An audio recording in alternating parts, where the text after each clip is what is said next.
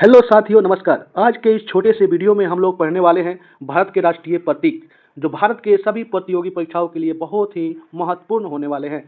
दोस्तों, शुरू करते हैं पहले प्रश्न से। पहला प्रश्न है, भारतीय ध्वज संहिता के अनुसार राष्ट्रीय ध्वज की लंबाई और चौड़ाई यानी ऊंचाई चौड़ाई का अनुपात क्या होगा। पहले है लंबाई और ऊंचाई यानी चौड़ाई का अनुपात क्या होगा। तो लंबाई पहले है, तो इसका सही उत्तर होगा ऑप्शन नंबर सी, 3:2। आगे है दोस्तों, भारत के राष्ट्रीय ध्वज की चौड़ाई चौड़ाई पहले है और लंबाई बाद में है, तो चौड़ाई और लंबाई का अनुपात क्या होगा। तो दोस्तों इसका उत्तर होगा, आंसर होगा ऑप्शन नंबर बी, 2:3। 3 नंबर प्रश्न है साथियों कि भारत के राष्ट्रीय ध्वज के मध्य में बने धर्म चक्र का रंग क्या है। भारत के राष्ट्रीय ध्वज के मध्य बने धर्म चक्र का रंग क्या है। तो वह है गहरा नीला, गहरा नीला। चौथा नंबर प्रश्न है कि भारत के राष्ट्रीय ध्वज के चक्र में कितनी तीलियां हैं। ऑप्शन ए है 20, ऑप्शन बी 22, ऑप्शन सी 23 और ऑप्शन डी 24। तो दोस्तों सही उत्तर होगा इसका ऑप्शन नंबर डी, 24। आगे है साथियों कि स्वतंत्र भारत के राष्ट्रीय ध्वज का डिजाइन निम्नलिखित में से किसने बनाया था। डिजाइन जो है वह किसने बनाया था। तो इसका सही उत्तर होगा ऑप्शन नंबर डी, पिंगली बिकैया ने। पिंगाली बिकैया ने किसका डिजाइन किया था।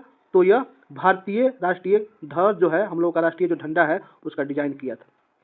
अगला है साथियों कि भारत का राष्ट्रीय गीत, भारत का राष्ट्रीय गान जो है, नेशनल एंथम जो है, वह क्या है। भारत का राष्ट्रीय गान क्या है। तो भारत का राष्ट्रीय जो गान है वह है ऑप्शन नंबर सी, जन गण मन। क्या है, जन गण मन है साथियों। अगला है 7 नंबर प्रश्न है, भारतीय राष्ट्रीय गान के रचयिता कौन है, इनको लिखे किसने हैं। ये है option number b, Rabindranath Tagore.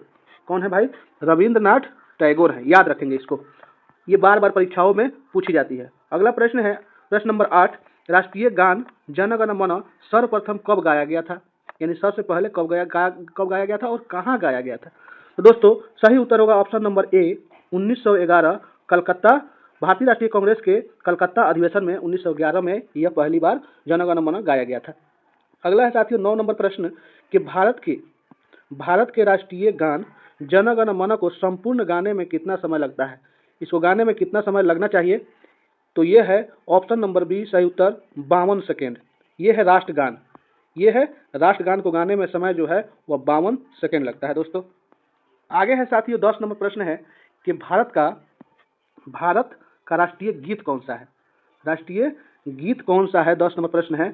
पहला है जन गण मन अधिनायक जय है, दूसरा है हिंद देश का प्यारा झंडा, तीसरा है वंदे मातरम, चौथा है सारे जहां से अच्छा हिंदू सीता हमारा। तो सही उत्तर क्या होगा दोस्तों। तो सही उत्तर होगा ऑप्शन नंबर सी, वंदे मातरम। अगला है साथियों, भारत के राष्ट्रीय गीत के रचयिता कौन है। भारत के राष्ट्रीय गीत के रचयिता कौन है। तो दोस्तों इसका सही उत्तर होगा बंकिम चंद्र चटर्जी, बंकिम चंद्र चटर्जी। अगला है साथियों 12 नंबर प्रश्न है कि भारत के राष्ट्रीय गीत के गायन की अवधि क्या है। राष्ट्रगान की अवधि जो था वह 52 सेकेंड और अब है भारत के राष्ट्रीय गीत के गायन की अवधि क्या है दोस्तों। तो इसका सही उत्तर होगा option number b, 65 second. Option number b, 65 second किसका गाने का समय है। तो राष्ट्रीय गीत के गायन का समय है। अगला प्रश्न है 13 नंबर कि भारत का राष्ट्रीय गीत वंदे मातरम सर्वप्रथम कब गाया गया था। सर्वप्रथम कब गाया गया था। तो दोस्तों ये सबसे पहले 1896 ईस्वी में गाया गया था। यह भी कलकत्ता अधिवेशन 1896 में गाया गया था। कांग्रेस का जो अधिवेशन हुआ था उसी में 1896 को सर्वप्रथम वंदे मातरम को गाया गया था दोस्तों। अगला है साथियों कि 14 नंबर प्रश्न है, भारत का राष्ट्रीय गीत वंदे मातरम किस ग्रंथ से संकलित है, किस ग्रंथ से लिया गया है। तो यह लिया गया है दोस्तों आनंद मठ से लिया गया है। ऑप्शन नंबर डी, आनंद मठ से लिया गया है दोस्तों अगर चैनल पर आप नए हैं तो प्लीज सब्सक्राइब करें, लाइक करें और अपने दोस्तों में शेयर करें। अगला है साथियों 15 नंबर प्रश्न है कि आकाशवाणी और दूरदर्शन के दैनिक कार्यक्रमों की शुरुआत किससे होती है। आकाशवाणी और दूरदर्शन के दैनिक जो कार्यक्रम होते हैं वह शुरुआत किससे होते हैं दोस्तों। तो ऑप्शन नंबर बी राष्ट्रगीत से ही होते हैं दोस्तों, राष्ट्रगीत। आगे है साथियों 16 नंबर प्रश्न, सारनाथ स्थित राष्ट्रीय स्तंभ का कौन सा भाग राष्ट्रीय प्रतीक चिन्ह के रूप में लिया गया है। कौन सा भाग जो लिया गया है दोस्तों। पहला ऑप्शन है शीर्ष भाग, दूसरा है मध्य भाग, तीसरा है आधार भाग, चौथा है पूरा भाग। तो दोस्तों सही उत्तर होगा ऑप्शन नंबर ए, शीर्ष भाग को लिया गया है। सारनाथ में स्थित जो राष्ट्रीय स्तंभ है उसका राष्ट्रीय चिन्ह में लिया गया है, तो उसका शीर्ष भाग लिया गया है। अगला प्रश्न है 17 नंबर, निम्नलिखित में से किस पशु को भारत के राष्ट्रीय प्रतीक में स्थान नहीं मिला है? एक, पहला है सांड, दूसरा है ऊंट, तीसरा है घोड़ा, चौथा है सिंह। इसमें से एक पशु ऐसे हैं जिनको राष्ट्रीय प्रतीक में जगह नहीं मिली है दोस्तों। तो इसका सही उत्तर होगा साथियों ऑप्शन नंबर बी, ऊंट। आगे है 18 नंबर प्रश्न, भारत के राष्ट्रीय प्रतीक चिन्ह में कितने शेर दिखाई देते हैं? भारत के राष्ट्रीय प्रतीक में कितने शेर दिखाई देते हैं? ध्यान देने की बात है, दिखाई देना और हैं दोनों में अंतर है। भारत के राष्ट्रीय चिन्ह में कितने शेर दिखाई देते हैं? तो उसमें 3 दिखाई देते हैं दोस्तों। कितने शेर दिखाई देते हैं? तो 3 शेर दिखाई देते हैं। अगला प्रश्न है 19 नंबर, भारत का राज जो चिन्ह है अशोक महान द्वारा सारनाथ में स्थापित सिंह स्तंभ से लिया गया है। इस राज चिन्ह के मूल स्तंभ में कितने सिंह हैं? कितने सिंह हैं दोस्तों? तो इसमें 4 हैं। कितने हैं?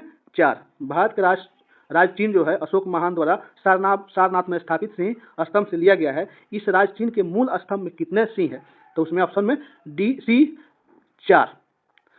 दोस्तों आगे है अगला प्रश्न है 20 नंबर हम लोग देखेंगे। 20 नंबर हम लोग देखेंगे दोस्तों, भारत के राष्ट्रीय स्वतः के रूप में किस संवत को मान्यता दी गई है? किसको मान्यता दी गई दोस्तों? तो ऑप्शन नंबर बी, शक स्वतः को मान्यता दी गई है। 21 नंबर प्रश्न है साथियों कि भारतीय राष्ट्रीय कैलेंडर का प्रथम महीना कौन सा है? भारतीय राष्ट्रीय कैलेंडर का प्रथम महीना कौन सा है? पहला ऑप्शन है फाल्गुन, दूसरा है माघ, तीसरा है पौष और चौथा है चैत। तो दोस्तों सही उत्तर होगा ऑप्शन इसका ऑप्शन नंबर डी, चैत। भारतीय राष्ट्रीय कैलेंडर का प्रथम जो महीना होता है वह चैत से शुरू होता है। अगला नंबर है 22 नंबर प्रश्न दोस्तों, शक स्वतः जो है आधारित राष्ट्रीय पंचांग अंतिम मास कौन सा है? अंतिम महीना कौन सा है? भारतीय राष्ट्रीय कैलेंडर जो होता है उसका अंतिम महीना कौन है? तो उसका अंतिम महीना ऑप्शन नंबर डी, फाल्गुन है दोस्तों, फाल्गुन। इस दोनों बातों को याद रखना है, दोनों प्रश्न को याद रखना है, ये परीक्षाओं में अधिकतर पूछे हुए देखे जाते हैं दोस्तों। 23 नंबर प्रश्न है, भारत का राष्ट्रीय पशु है, भारत का राष्ट्रीय पशु कौन है? तो हम सभी जानते हैं भारत का राष्ट्रीय पशु जो है वह क्या है? बाघ है दोस्तों, ऑप्शन नंबर सी, बाघ। अगला प्रश्न है 24 नंबर, बाघ से पूर्व भारत का राष्ट्रीय पशु था, यानी बाघ से जो अभी तो बाघ है, बाघ से पूर्व इससे पहले जो भारत का राष्ट्रीय पशु था वो कौन था? हिरन था या नीलगाय था या सिंह था या गेंडा था? तो दोस्तों इसका सही उत्तर होगा option number c, option number c. पहले सिंह था, उसके बाद अभी वर्तमान में क्या हो गया है? बाघ हो गया दोस्तों। अगला प्रश्न है साथियों, अगला प्रश्न है कि भारत का राष्ट्रीय पक्षी, भारत का राष्ट्रीय पक्षी जो है, भारत का राष्ट्रीय पक्षी नेशनल बर्ड जो है वह क्या है? 25 नंबर प्रश्न है। 1 नंबर में मयूर है, 2 नंबर में तोता है, 3 नंबर में है जो दोस्तों बाज और डी नंबर में है ऑप्शन डी जो है वह क्या है? कबूतर है। तो इसका सही जो उत्तर होगा दोस्तों वह क्या होगा? तो ऑप्शन नंबर ए, मयूर होगा। क्या होगा? Option number A, Mayur. 26 number प्रश्न साथियों, भारत का राष्ट्रीय आदर्श वाक्य, आदर्श वाक्य क्या है? आदर्श जो वाक्य है वह क्या है दोस्तों? तो ऑप्शन नंबर ए, सत्यमेव जयते। अगला प्रश्न है 27 नंबर, भारत का राष्ट्रीय धरोहर पशु जो है वह कौन सा है? भारत का राष्ट्रीय धरोहर पशु जो है वह कौन सा धरोहर पशु कौन है? तो इसका सही उत्तर होगा ऑप्शन नंबर बी, हाथी। कौन होगा दोस्तों? ऑप्शन नंबर बी, हाथी। अगला प्रश्न है 28 नंबर, निम्नलिखित में से कौन सा भारत के सारनाथ में स्थित स्तंभ का घटक नहीं है? जो सारनाथ में स्थित सिंह स्तंभ है उसमें शामिल नहीं है, घटक नहीं है दोस्तों। पहला है सिंहों की आकृतियाँ, दूसरा है नीचे घंटी के आकार का कमल, तीसरा है दोस्तों दक्षिण दिशा में दर्शाती हुई नक्काशीदार दोस्तों गाय, और चौथा है दोस्तों धर्मचक्र। तो दोस्तों इसका सही उत्तर होगा ऑप्शन नंबर सी, दक्षिण दिशा को दर्शाती हुई नक्काशीदार गाय उसमें नहीं है साथियों। तो साथियों इस छोटे से वीडियो में बस इतना ही, मिलते हैं अगले वीडियो में, तब तक के लिए दीजिए इजाज़त, नमस्कार।